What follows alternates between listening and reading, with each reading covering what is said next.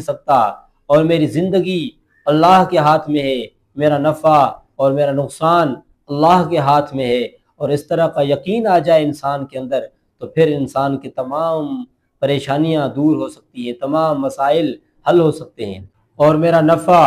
اور میرا نقصان اللہ کے ہاتھ میں ہے، میں نے جو روزگار کیا ہے، میں نے جو کاروبار کیا ہے، جو میری زندگی کے حالات ہیں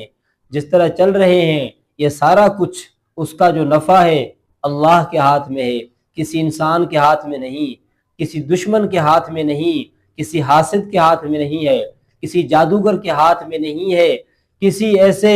دشمن کے ہاتھ میں میرا نفع اور میرا نقصان نہیں ہے، یہ سارا کچھ اللہ کے ہاتھ میں ہے، اس کا یقین اس کے اندر آ جائے۔ میرا نقصان کسی دشمن کے ہاتھ میں نہیں ہے، نہ کسی جادوگر کے ہاتھ میں ہے، نہ کسی حاسد کے ہاتھ میں ہے، نہ کسی دشمن کے ہاتھ میں ہے، نہ کسی ظالم کے ہاتھ میں ہے۔ میرا نقصان کسی کے ہاتھ میں نہیں ہے، اللہ کے ہاتھ میں اور کسی کے ہاتھ میں نہیں۔ یہ یقین آ جائے ہمارے اندر۔ اور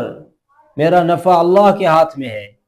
جب اللہ مجھے نفع دینا چاہیں گے اسے کوئی روکنے والا نہیں ہے، کوئی اللہ سے پوچھنے والا نہیں ہے، مجھے جب چاہے